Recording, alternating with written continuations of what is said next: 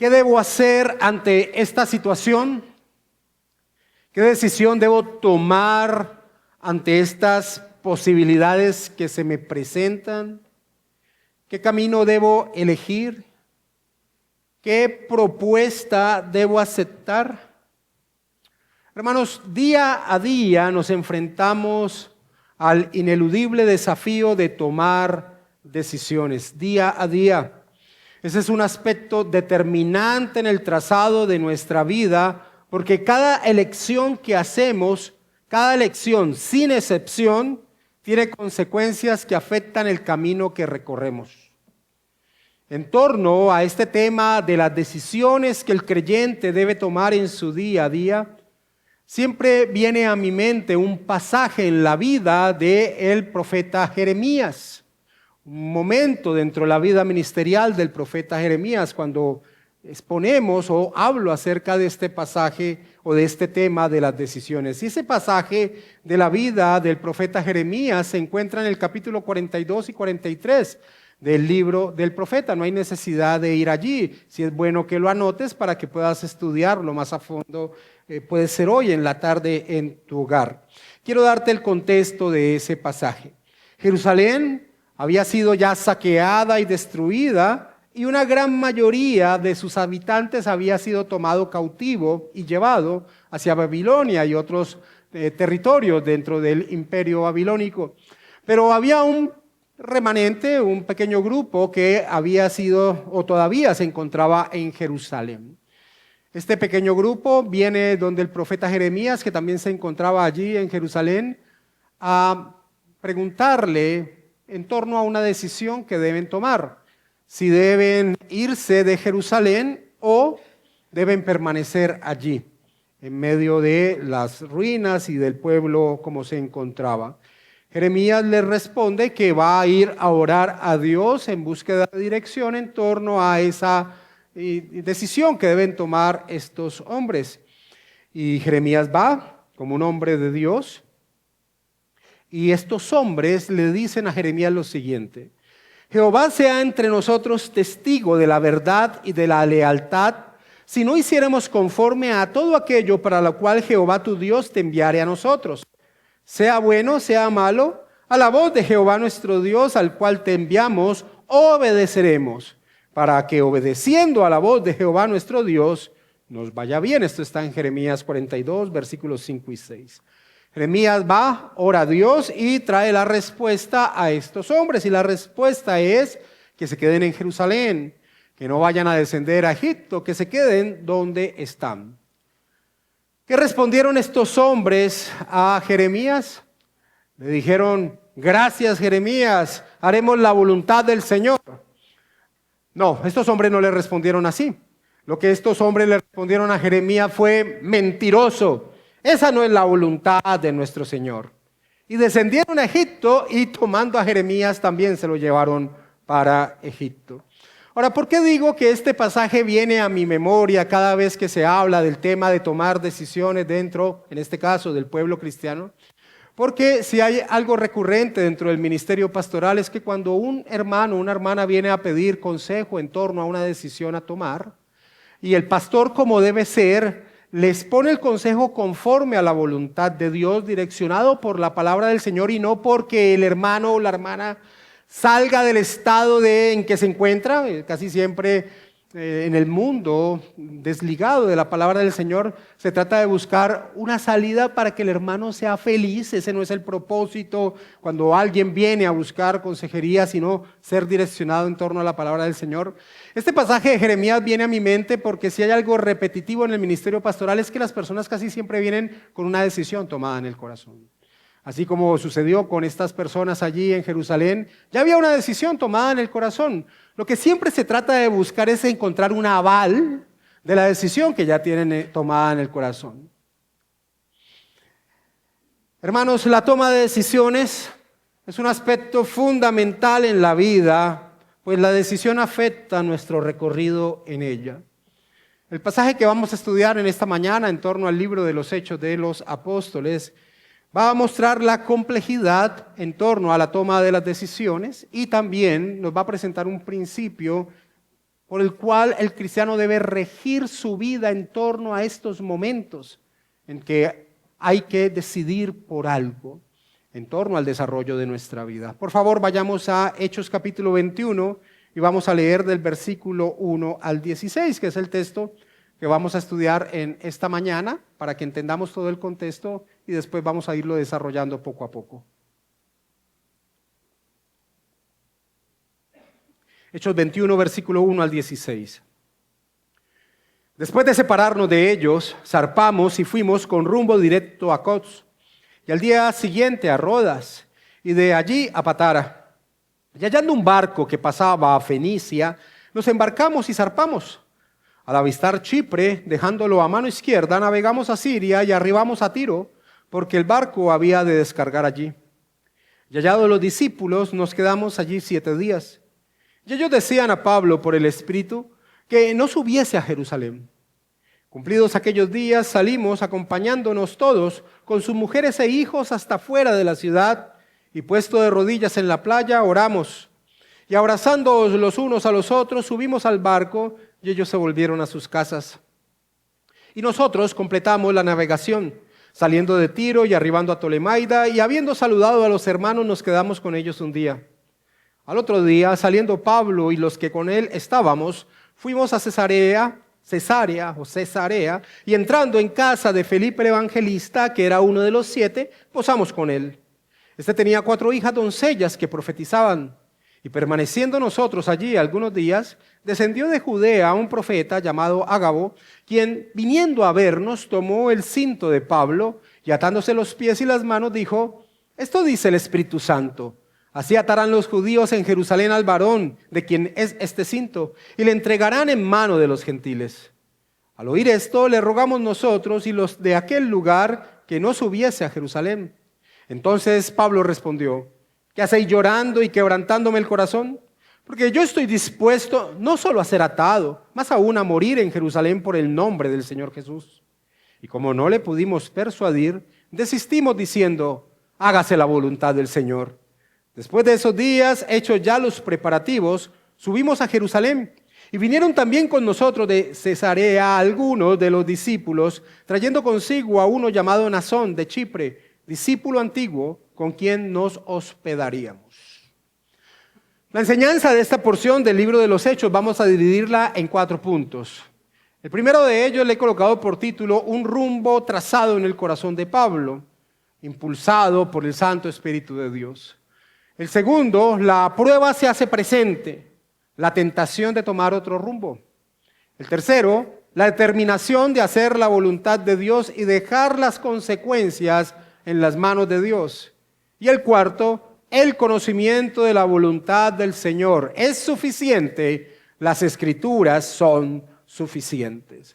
Iniciemos con el primer punto: un rumbo trazado en el corazón de Pablo, impulsado por el Santo Espíritu de Dios. Leamos Hechos 21, versículo 1 al 3.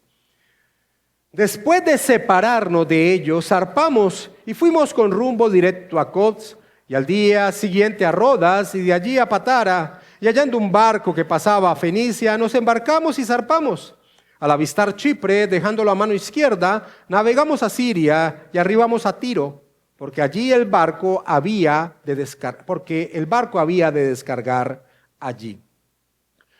Nos encontramos en la parte final de lo que conocemos como el tercer viaje misionero del apóstol Pablo. Y hemos estudiado en las últimas prédicas, en los últimos sermones, que en dicho viaje el Santo Espíritu de Dios ha colocado una intención en el corazón del apóstol Pablo. Y esta era recoger una ofrenda, una ayuda de parte de los cristianos de las iglesias gentiles para llevarla a los cristianos judíos que se encontraban en Jerusalén. Porque los cristianos judíos que se encontraban en Jerusalén estaban pasando gran tribulación, principalmente por 2 puntos o por 2 aspectos. Uno de ellos era, lógicamente, el antagonismo, el rechazo de parte de los judíos que vivían en Jerusalén y que no aceptaban a Jesús como el Mesías. Pero una segunda circunstancia que hacía difícil la situación de los hermanos judíos cristianos en Jerusalén era que esa región había acabado de pasar o estaba pasando una gran hambruna. Así que Pablo, el Espíritu Santo de Dios había colocado en el corazón de Pablo la decisión de recolectar una ofrenda para llevarla a los hermanos judíos en Jerusalén. De allí que, a pesar de lo doloroso que vemos que es la separación entre hermanos, como estudiamos hacia el final de nuestra enseñanza pasada, en torno a cómo Pablo se separa de los ancianos de la ciudad de Éfeso, allí en Mileto, donde estos ancianos besan a Pablo y lloran porque creen que nunca más van a volver a ver el rostro de Pablo. Ese evento es recogido en este versículo 1 de Hechos 21, cuando Lucas señala después de separarnos, literalmente arrancarnos de ellos, es la palabra literal en el griego, después de que fuimos arrancados de ellos, lo cual expresa el dolor que es separarse de los hermanos. A pesar de eso, Pablo mantenía esa firme decisión en su corazón en torno a llegar a Jerusalén para la fiesta de Pentecostés, con la intención de que hubiese muchas personas, muchos judíos que pudiesen ver el poder de la obra del Señor Jesucristo. Unir en un solo pueblo a judíos y a gentiles, en Él. Unir en un solo pueblo, en Cristo, como un solo hombre, una sola humanidad. Esto tal vez nosotros lo leamos ahora y no le demos el peso que tenía hacia el siglo I, la realidad de la distancia que había entre judíos y gentiles y la muestra de unión que Pablo quería ilustrar a través de esta ofrenda recogida entre las iglesias gentiles para llevar a sus hermanos judíos. Él quería aprovechar una fiesta tan concurrente, más bien con tanta asistencia como lo era la fiesta de Pentecostés. Así que Pablo estaba decidido en su corazón de llevar dicha prueba del poder de Cristo. Esa determinación la hemos visto en los últimos pasajes que hemos estudiado. No pierdas Hechos 21 y miremos Hechos capítulo 19 y leamos el versículo 21.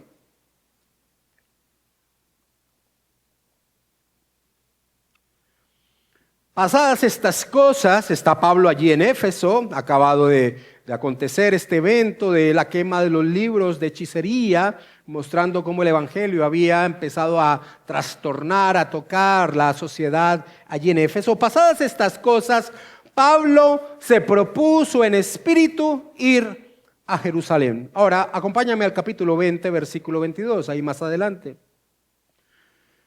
Dice, ahora aquí, dice Pablo, ligado yo en espíritu, voy a Jerusalén sin saber lo que allá me ha de acontecer. Como expusimos la semana anterior en este capítulo 20, versículo 22 de Hechos, esa palabra espíritu que Reina Valera nos trae, nos expone, debería ser traducida con mayor precisión con E mayúscula. Es decir, lo que Pablo está señalando allí es que esa intención en su corazón ha sido sembrada por el Espíritu Santo. El Espíritu Santo está impulsando al apóstol Pablo a ir a Jerusalén a presentar esta gran muestra del poder del Evangelio. Pero junto con ese impulso del Espíritu Santo al interior del corazón del apóstol Pablo, también se le ha dicho al apóstol Pablo que en Jerusalén va a pasar grandes tribulaciones. Una vez más leamos Hechos 20, versículo 22, pero también leamos el versículo 23. Ahora aquí, ligado yo en espíritu, voy a Jerusalén sin saber lo que allá me ha de acontecer, salvo que el Espíritu Santo por todas las ciudades me da testimonio diciendo que me esperan prisiones y tribulaciones. De allí que no debe ser una sorpresa para el apóstol Pablo que llegando a Tiro, donde el barco donde se desplazaba el apóstol Pablo se había detenido para descargar mercancía, llegando a Tiro y reuniéndose con los cristianos de la ciudad de Tiro, que no tenían una relación antigua con el apóstol Pablo, es decir, Pablo va en búsqueda de ellos, donde se reúnen allí. Y no debe ser sorpresa para el apóstol Pablo que estos hermanos vuelvan y le repitan lo que el Espíritu Santo les manifiesta, tal vez por el don de profecía, en torno a lo que Pablo va a vivir en Jerusalén. Leamos el versículo 4 de Hechos capítulo 21. Está de Tiro, está ahí Pablo y los que lo acompañaban están allí en Tiro, se han reunido con los hermanos de Tiro. Y dice, y hallados los discípulos, hallados, fueron y los buscaron, porque no había una relación directa en ese momento. Pablo va con estos hermanos a buscarlos. Y hallados los discípulos, nos quedamos allí 7 días. Y ellos decían a Pablo, por el Espíritu, que no subiese a Jerusalén. A pesar de esto, vemos que parten siguiendo su camino hacia Jerusalén, lo cual expone la determinación que tenía el apóstol Pablo en su corazón. Era una determinación firme en su ser. A pesar de que una vez más en su partida vemos las manifestaciones de amor, así como lo vimos en Mileto con los ancianos de Éfeso, lo vamos a ver aquí en Tiro, y eso que apenas son 7 días que el apóstol Pablo ha pasado con ellos, pero ya ha creado tal vínculo que se da una muestra más del amor entre los hermanos, y en este caso es que las familias enteras, mujeres y niños, acompañan a Pablo y a quienes iban con él hasta la playa, y unánimes se arrodillan y oran y se despiden de él, mostrando estas grandes muestras de afecto, lo cual sin duda colocaba en el corazón de Pablo cada vez más mayor carga ante el hecho de lo que se le señalaba en torno a lo que iba a acontecer en Jerusalén. Versículo 5 y versículo 6 de Hechos 21. Cumplido aquellos días, salimos acompañándonos todos con sus mujeres e hijos hasta fuera de la ciudad, y puesto de rodillas en la playa oramos, y abrazándonos los unos a los otros subimos al barco, y ellos se volvieron a sus casas. A veces leemos muy rápido estos pasajes, pero no entramos en todo lo que al interior del apóstol Pablo debería estar aconteciendo, este amor por los hermanos y una gran tristeza en el momento de partir por parte de los hermanos, porque pensaban que nunca más iban a volver a ver al apóstol Pablo en torno a lo que el Espíritu Santo estaba señalando de lo que iba a acontecer con Pablo en Jerusalén. Pero lo que quiero resaltar es la determinación que tiene el apóstol Pablo, a pesar de todo este aspecto sentimental fuerte que se debe haber creado en su corazón, la determinación de Pablo de cumplir su propósito, ir a Jerusalén y dar una muestra de la grandeza de la obra del Señor Jesucristo. Y aquí podemos decir que el apóstol Pablo imitaba a su Señor, imitaba a su Señor. El Evangelio de Lucas es el mismo escritor del libro de los Hechos de los Apóstoles, es el tomo 1, pudiéramos decirlo así, el Evangelio, tomo 2, el libro de los Hechos, es casi que una sola obra. El Evangelio de Lucas expone algo en torno al Señor Jesucristo, que Lucas también ha empezado a exponer en torno al ministerio del apóstol Pablo. ¿Qué? La determinación tanto que tuvo el Señor Jesús, como ahora lo tiene el apóstol Pablo, de ir a Jerusalén, a pesar de que sabía el Señor Jesucristo que iba a ser entregado y clavado en la cruz, y el apóstol Pablo, por las manifestaciones del Espíritu, de que iba a enfrentar gran tribulación. Acompáñame a Lucas capítulo 9, versículo 51, que es un pasaje muy importante dentro del Evangelio de Lucas, porque divide, digámoslo así, el desarrollo de lo que se expone en el Evangelio. En Lucas 9, 51, en torno a la determinación de nuestro Señor, dice: cuando se cumplió el tiempo en que Él había de ser recibido arriba, dice, afirmó su rostro para ir a Jerusalén. Esa es una expresión que señala la determinación del Señor Jesucristo a ir a Jerusalén a enfrentar lo que tenía que enfrentar. Lucas quiere mostrarnos que esa misma determinación la tenía Pablo en torno a mostrar la grandeza de la obra del Señor Jesucristo. F.F. Bruce, en torno a este aspecto, señala: era natural que sus amigos, hablando del apóstol Pablo, era natural que sus amigos, que por medio del espíritu profético podían ver anticipadamente su tribulación y encarcelamiento, trataran de disuadirlo a fin de que no siguiera adelante. Sin embargo, con total falta de preocupación por su propia seguridad, con tal de cumplir su sagrada mayordomía, Pablo, al igual que su maestro, afirmó su rostro para ir a Jerusalén, termina señalando Bruce. Así que el primer punto resalta la determinación del apóstol Pablo de cumplir lo que el Espíritu Santo mismo había colocado en su corazón. Y eso nos lleva a nuestro segundo punto de nuestra enseñanza, que tiene por título: la prueba se hace presente, la tentación de tomar otro rumbo. La prueba se hace presente, la tentación de tomar otro rumbo. Versículos 7 al 12 de Hechos 21. Y nosotros completamos la navegación, saliendo de Tiro y arribando a Tolemaida. Y habiendo saludado a los hermanos, nos quedamos con ellos un día. Al otro día, saliendo Pablo y los que con él estábamos, fuimos a Cesarea, y entrando en casa de Felipe el evangelista, que era uno de los 7, posamos con él. Este tenía 4 hijas doncellas que profetizaban, y permaneciendo nosotros allí algunos días, descendió de Judea un profeta llamado Ágabo, quien viniendo a vernos tomó el cinto de Pablo y atándose los pies y las manos dijo: esto dice el Espíritu Santo, así atarán los judíos en Jerusalén al varón de quienes es este cinto y le entregarán en manos de los gentiles. Al oír esto, Lucas se involucra, al oír esto le rogamos nosotros y los de aquel lugar que no subiese a Jerusalén. El apóstol Pablo tiene una determinación en su corazón, una determinación que ha colocado el Santo Espíritu de Dios. También se le ha advertido que esta decisión de llegar a Jerusalén le traerá tribulación, pero él está resuelto a enfrentar esta situación.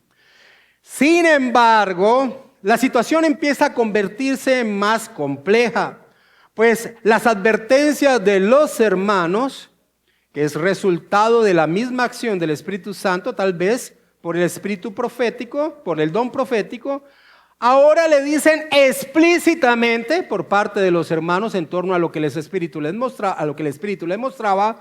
Ahora los hermanos le dicen explícitamente que no debe ir a Jerusalén. Así que estamos allí en Cesarea, a puertas de entrar en Jerusalén.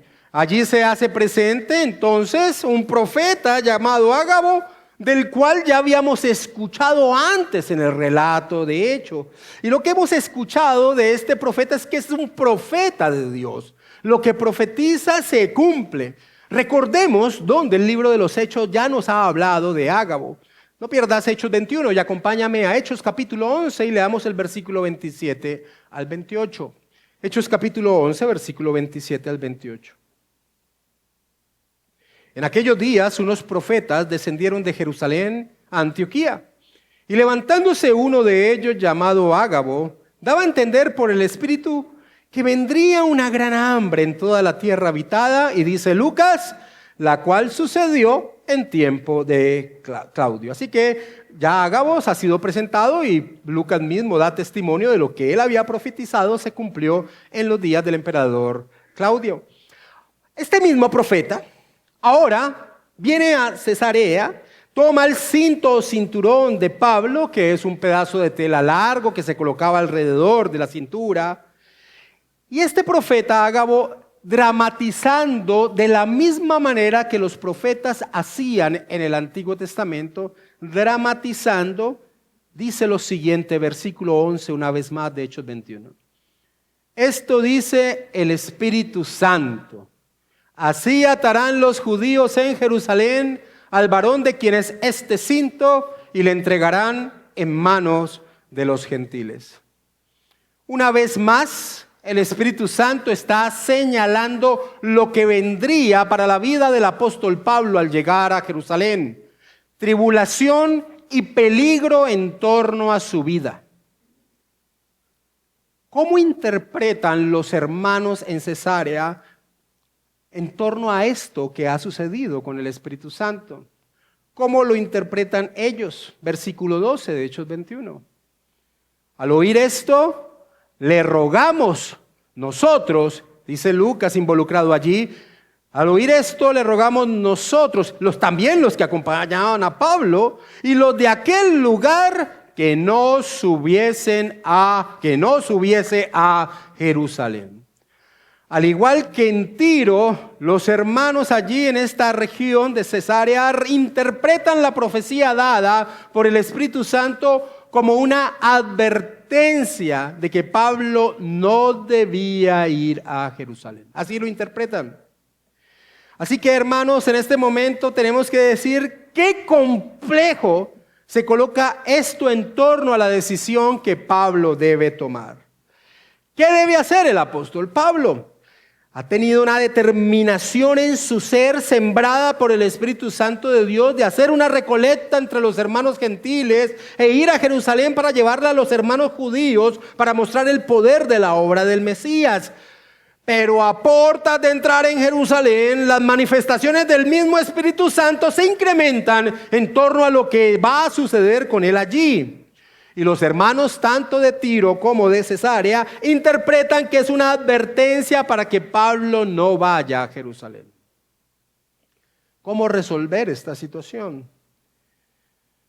Así que, sin dudas, el apóstol Pablo está en medio de una prueba.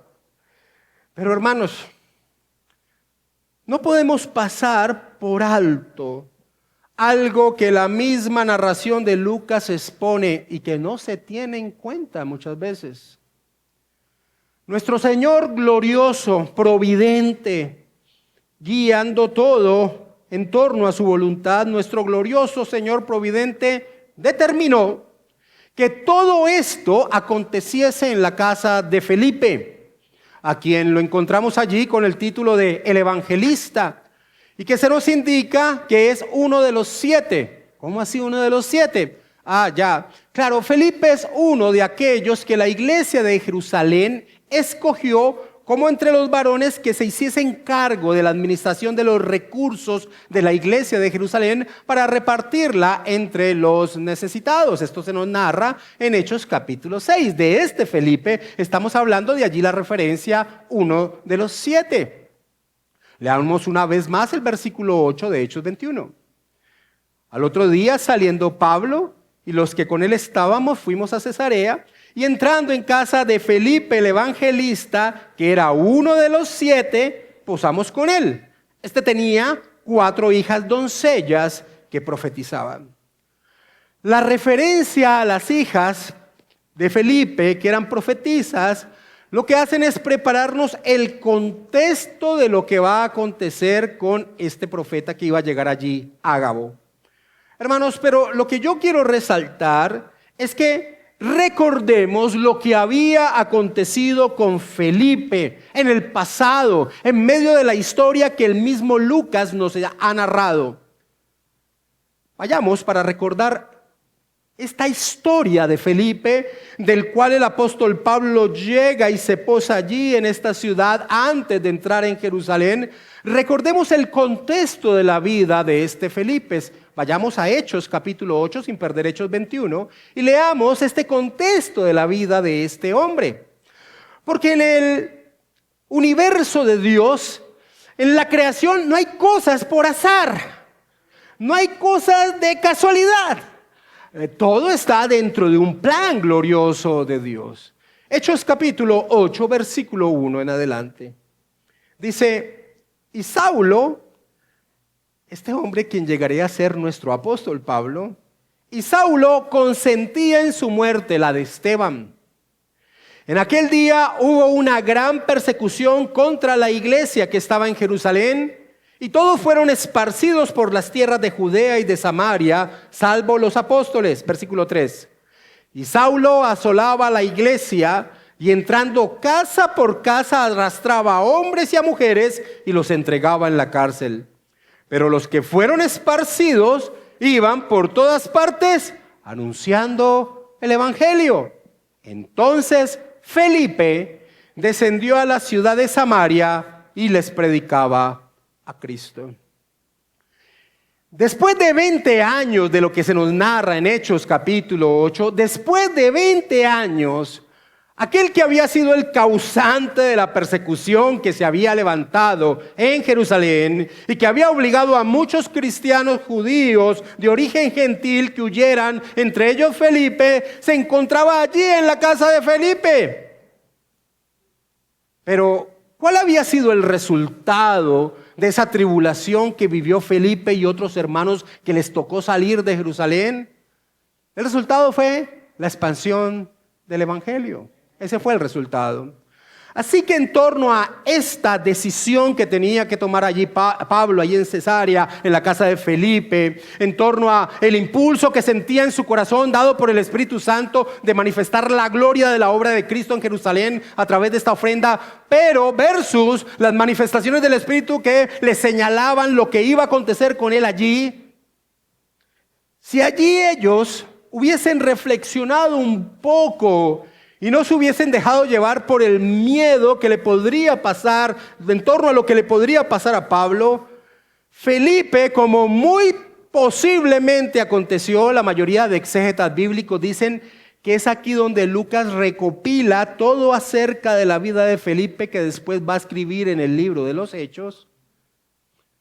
Podrían haber mirado atrás en torno a la vida de Felipe y haber expresado: bendita tribulación que vino por medio de cumplir nuestra labor. Sin esa tribulación que nos narra Hechos capítulo 8, Felipe no hubiese ido a Samaria a predicar el evangelio y a ser instrumento del poder de Dios. Por mano de Felipe se hicieron grandes milagros en Samaria. Sin ese evento, no hubiese tenido la oportunidad Felipe de predicar el evangelio al eunuco etíope y que este hombre llevase el evangelio a su nación. Y aún Felipe no habría experimentado ser arrebatado de los ojos de este eunuco y aparecer en otra región. Sin esa tribulación, Felipe no hubiese llegado a Cesarea ya hace muchos años atrás, haberse establecido allí, levantar una familia poderosa en la fe donde aún sus hijas servían con poder al Señor. Así que el contexto que se nos narra en torno a la casa de Felipe, en medio de esta disyuntiva de la decisión que debe tomar en torno a si ir a Jerusalén para mostrar el poder de Cristo o no ir, esto no es una casualidad. En la creación de Dios no hay casualidades. Lo cual nos lleva al tercer punto de nuestra enseñanza: la determinación de hacer la voluntad de Dios y dejar las consecuencias en sus manos. La determinación de hacer la voluntad de Dios y lo que venga está en las manos del Señor. Versículo 13 de Hechos capítulo 21. Entonces Pablo respondió ante esto que le decía: no vayas, Pablo, no vayas, no descendas, no vayas a Jerusalén. Mira lo que el Espíritu Santo ha revelado. Entonces Pablo respondió: ¿qué hacéis llorando y quebrantándome el corazón? Porque yo estoy dispuesto no solo a ser atado, más aún a morir en Jerusalén por el nombre del Señor Jesús. Como ya lo señalamos, muchos exégetas creen que lo que está haciendo Lucas es colocarnos un paralelo en torno a la determinación del Señor de Jesucristo de ir a Jerusalén a pesar de saber lo que iba a acontecer allí, con la determinación del apóstol Pablo de ir a Jerusalén a pesar de lo que se le había dicho por manifestación del Espíritu Santo de lo que iba a acontecer con él allí. Acompáñame sin perder Hechos 21 y vayamos a Mateo capítulo 16 y coloquémonos en el momento del ministerio de nuestro Señor Jesucristo en torno a esta determinación de ir hacia Jerusalén. Mateo 16, versículo 21. Desde entonces comenzó Jesús a declarar a sus discípulos que le era necesario ir a Jerusalén y padecer mucho de los ancianos, de los principales sacerdotes y de los escribas, y ser muerto y resucitar al tercer día. Entonces Pedro, tomándole aparte, comenzó a reconvenirle diciendo: Señor, ten compasión de ti, en ninguna manera esto te acontezca. Pero él, volviéndose, dijo a Pedro: quítate delante de mí, Satanás, me eres tropiezo, porque no pones la mira en las cosas de Dios, sino en la de los hombres. Muchos exégetas comparan estas dos situaciones y señalan que la intención de Lucas es mostrar que así como fue el camino de Cristo, así el camino de Pablo y hermanos, así debe ser el camino de todos los cristianos. ¿Cómo?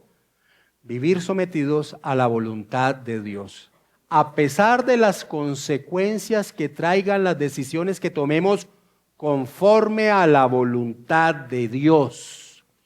El principio en torno a las decisiones que un cristiano debe tomar no es qué es lo que me conviene según su percepción limitada, qué es lo que me hará feliz. No, su punto principal de decisión debe ser cuál es la voluntad de Dios.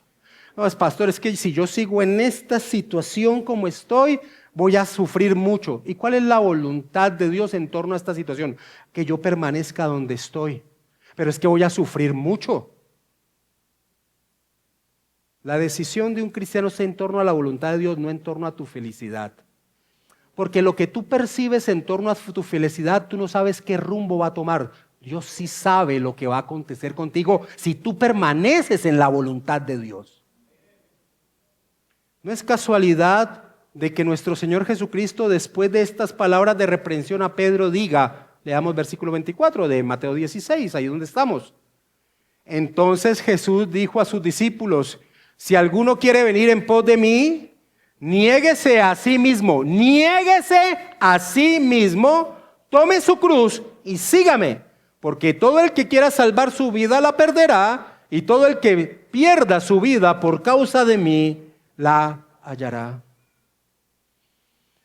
Pablo, al igual que el Señor Jesucristo con Pedro, va a reprender a sus hermanos allí en Cesarea, porque ellos, sin saber, estaban siendo utilizados por el enemigo, tratando de desviar el camino que Pablo debía tomar, el cual era ir a Jerusalén y cumplir la voluntad del Señor.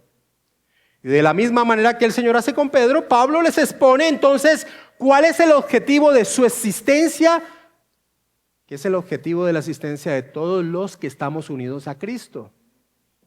Pablo les dice, porque yo estoy dispuesto no solo a ser atado, más aún a morir en Jerusalén por el nombre del Señor Jesús. Ahora alguien puede preguntarse, entonces, ¿para qué las manifestaciones proféticas de lo que le acontecerá a Pablo en Jerusalén? Y respondemos que las manifestaciones del Espíritu no estaban prohibiendo a Pablo ir a Jerusalén, estaban señalando lo que él iba a vivir allí. Como John Stott señala, debemos diferenciar entre predicción y prohibición. ¿Cuál era la intención? ¿Cuál era la riqueza de estos anuncios que daba el Espíritu Santo? Cuando los momentos difíciles llegaran, no iba a ser una sorpresa ni para Pablo ni para la iglesia. Debían entender que a pesar de que a nuestra percepción limitada todo pareciera estar fuera de control, realmente Dios está en control de todo. Las tribulaciones de los creyentes por causa de vivir bajo la voluntad de Dios no son ajenas a su plan que tiene con nuestra existencia. Él tiene un porqué. Y nuestro Dios es bueno. Bueno. De allí que la respuesta de los hermanos en Cesarea sea la que deben dar, la respuesta después de que Pablo les señala el objetivo de su vida, la respuesta sea la que deben dar todos los creyentes después de entender que se está actuando según la voluntad de Dios. Versículo 14 de Hechos 21. Dice Lucas, y como no le pudimos persuadir, desistimos, diciendo, hágase la voluntad del Señor. Hágase la voluntad del Señor. El apóstol Pablo les enseñó no solo con palabras, sino con su propia vida. Hermanos, y ese ejemplo ha sido recogido y hecho propio por los cristianos de todos los tiempos. Déjame darte dos ilustraciones. Esto no es solo algo que, claro, el Señor Jesucristo, claro. El apóstol Pablo, claro. No, ese principio de decidir por la voluntad de Dios y no por nuestras percepciones es algo implícito en la vida de todos los cristianos. El 14 de abril de 1521, Martín Lutero se dirigía a la Dieta de Worms. El emperador había prohibido la venta de todos los libros del Reformador y ordenó su incautación. La vida de Lutero estaba en gran peligro. su devoto amigo y confidente George Spalatin le había enviado un mensaje a través de un hombre para que no viniera a Worms, para que no sufriera el mismo destino que tiempo atrás había sufrido John Hus. Lutero consoló a su temeroso amigo diciendo: aunque Hus fue quemado, la verdad no fue quemada y Cristo aún vive. Luego le envió a Spalatin el ahora famoso mensaje: iré a Worms aunque haya tantos demonios como tejas en los techos. Una determinación de un cristiano en torno a cumplir la voluntad de Dios y las consecuencias en las manos del Señor.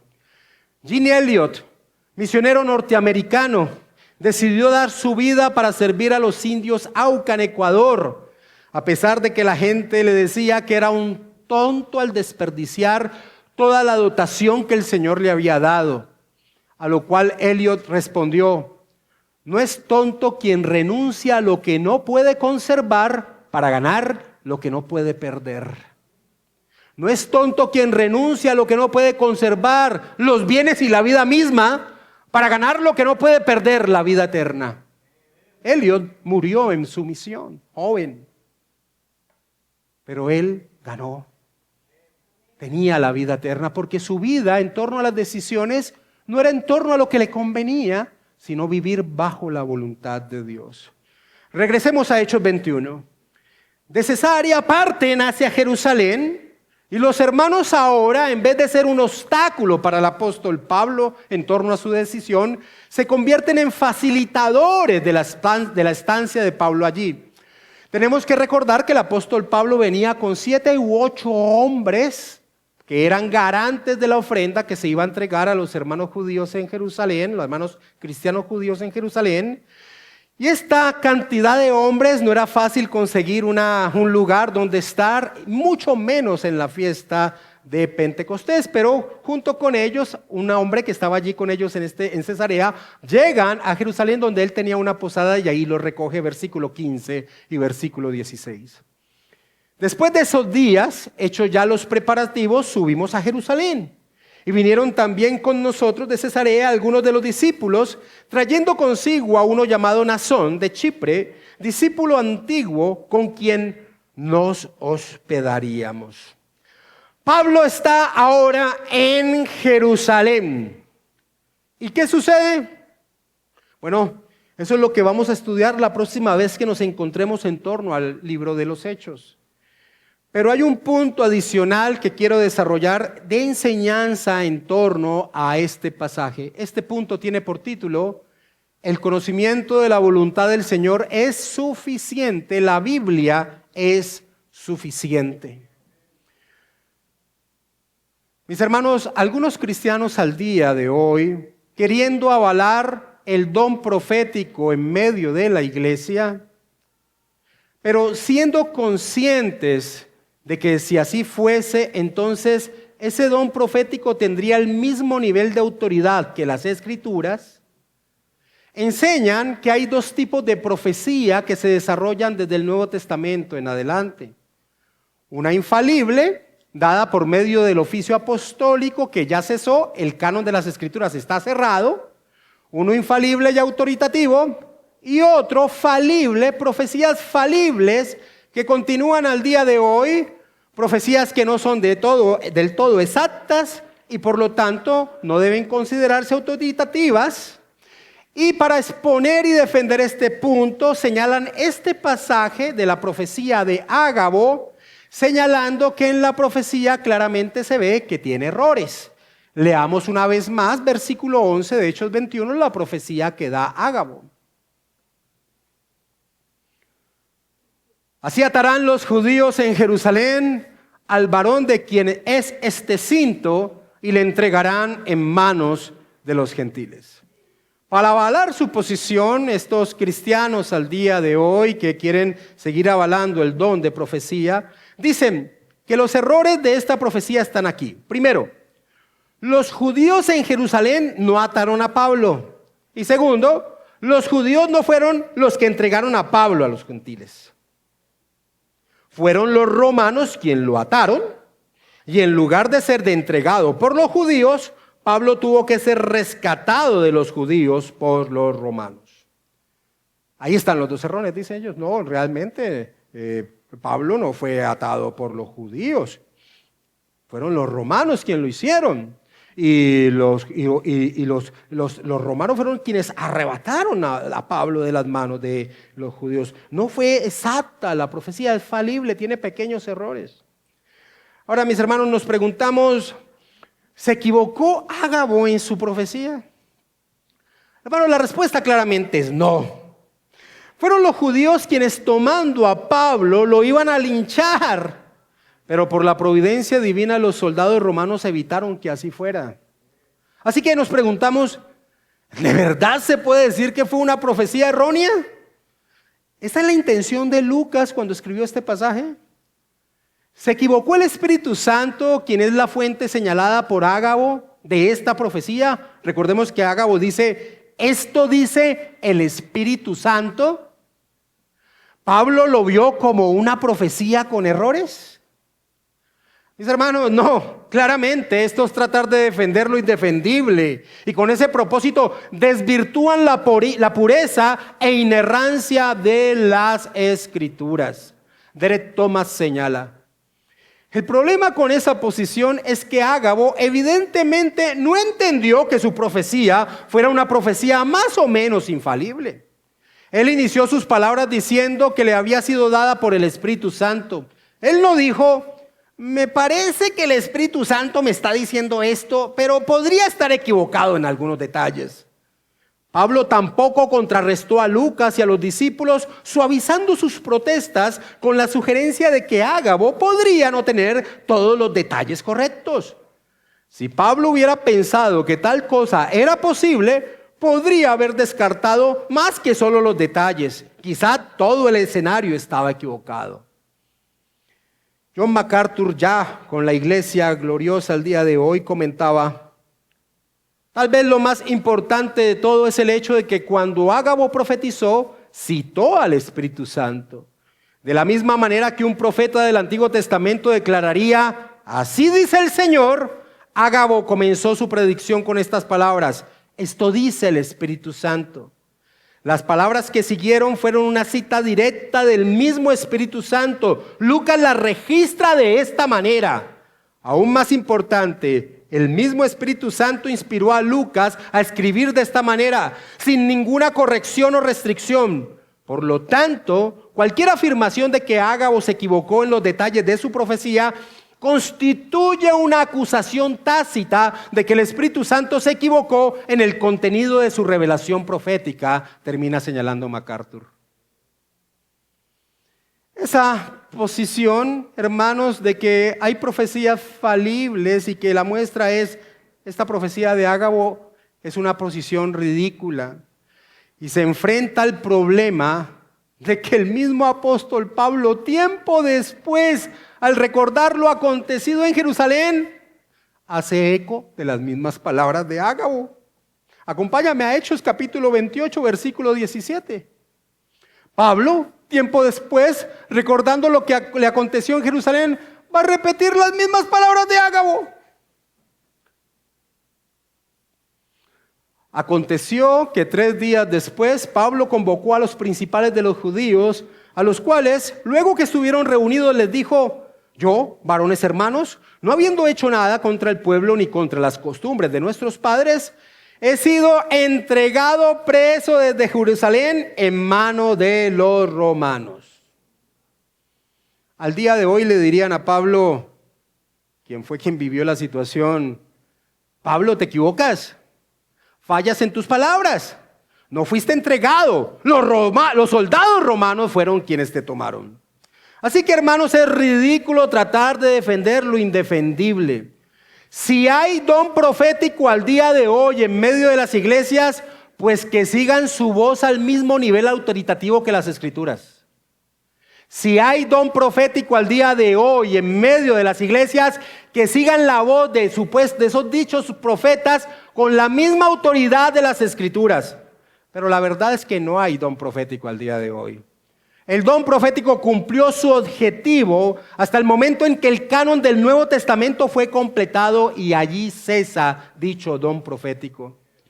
Solo hay una palabra profética segura, a la cual hacemos bien en estar atentos, aferrarnos a ella como una antorcha que alumbra en un lugar oscuro hasta que la aurora de la mañana venga con el retorno de nuestro Señor Jesús, como expresa el apóstol Pedro. La Escritura, la palabra profética más segura. Comúnmente llegan personas y al finalizar una enseñanza dicen: pastor, ¿aquí profetizan? Y se le responde: claro, hermano, claro, hermana. Eso es lo que estamos haciendo en este preciso momento al exponer las Escrituras. Para el cristiano las Escrituras son suficientes y son nuestra guía de vida, nuestra información en torno a la voluntad de Dios, la cual debemos seguir en torno a nuestra vida. Debemos ser guiados por ella y dejar las consecuencias que vengan en las manos de nuestro buen Dios. Concluyamos. Si el apóstol Pablo no hubiese sido tomado preso en Jerusalén, Pablo no hubiese predicado delante de reyes y Pablo no hubiese predicado el evangelio dentro de la misma casa del César como lo hizo. Los planes de Dios van más allá de lo que percibimos. El libro de los Hechos de los Apóstoles termina señalando la libertad con la cual el evangelio se expandía, aún con Pablo en la cárcel, capítulo 28, versículo 30 y 31 del libro de Hechos. Capítulo 28, versículo 30 y 31. Así termina el libro de los Hechos. Y Pablo permaneció 2 años enteros en una casa alquilada y recibía a todos los que a él venían, predicando el reino de Dios y enseñando acerca del Señor Jesucristo abiertamente y sin impedimento. Es más, mis amados hermanos, el apóstol Pablo saldría de estas cárceles y muy posiblemente cumplió su deseo de ir hasta España. Qué torpe hubiese sido Pablo si hubiese seguido las emociones de sus hermanos o hubiese pensado en sus propias conveniencias y no en la determinación de hacer la voluntad del Señor. Por eso la frase clave de este pasaje es la respuesta de los hermanos de Cesarea, que terminan diciendo: hágase la voluntad del Señor. Hágase la voluntad del Señor. Mis decisiones en torno a mi vida no las tomo en torno a lo que percibo que va a ser lo mejor para mí. Mis decisiones se toman en torno a lo que la Escritura me enseña que es la voluntad del Señor. Por más que a mis percepciones eso vaya a traer circunstancias de tribulación y llanto. Ese es el parámetro de un cristiano. Y te digo, tu percepción es muy limitada frente al plan de Dios que tiene para tu vida. ¿Qué debemos hacer para dar una correcta respuesta ante las decisiones que se deben tomar en la vida? Primero, conviértete en un maestro de la palabra. Esa palabra es muy fuerte, pastor. No, eso es lo que la Escritura dice que debe ocurrir con todos los cristianos. Volverse maestros de la palabra. Eso exige tiempo, sí. Eso exige esfuerzo, sí. Pero no hay tiempo más valiosamente invertido que este. Segundo, conviértete en un hombre, en una mujer de oración. Que la oración sea tu hábitat, donde habitas constantemente, dedicando tiempo a solas con el Señor, pidiéndole, hablándole a Él y esperando o recibiendo la guía de la iluminación en torno a la palabra. Tercero, rodéate de hermanos que cumplen los 2 requisitos anteriores. Sin dudas escucharás una voz sabia en los momentos que lo necesites. Por último, enséñale a tu ser: Señor, hágase tu voluntad. Señor, hágase tu voluntad. Aprende del apóstol Pablo, quien aprendió del Señor Jesucristo, que la vida del cristiano consiste en la determinación de vivir su voluntad, sean las consecuencias que sean. Esos principios guiarán tu vida en torno a las decisiones que deben tomar. Hermanos, buscar la guía para tomar decisiones en torno a supuestos dones proféticos al día de hoy, como muchos cristianos hacen, voy donde el profeta a que me diga,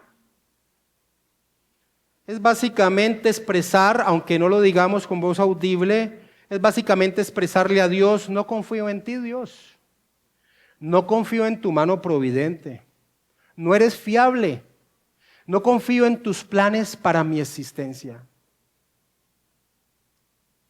Y quiero terminar con estas palabras de Tony Mérida. Seguir a Jesús tiene un precio alto, pero no seguirlo tiene un precio mucho más alto. Puedo ver cómo un incrédulo podría mirar la vida de Pablo y decir: ¡qué desperdicio! Pero la Escritura nos da una visión diferente. Jesús dijo estas palabras a sus discípulos sobre el desastroso resultado de seguir sus propios intereses en lugar de seguirlo a Él. Pues, ¿de qué le sirve al hombre ganar el mundo entero y perder su alma? Porque, ¿qué dará el hombre en rescate por su alma? Pues el que se avergüence de mí y de mis palabras en esta generación adúltera y pecadora, el Hijo del Hombre se avergonzará también de él cuando venga en su gloria, pero cuando venga en la gloria de su Padre con los santos ángeles. Marcos capítulo 8, versículo 36 al 38. Que el Espíritu Santo de Dios forme esta convicción en nuestra vida, mis hermanos.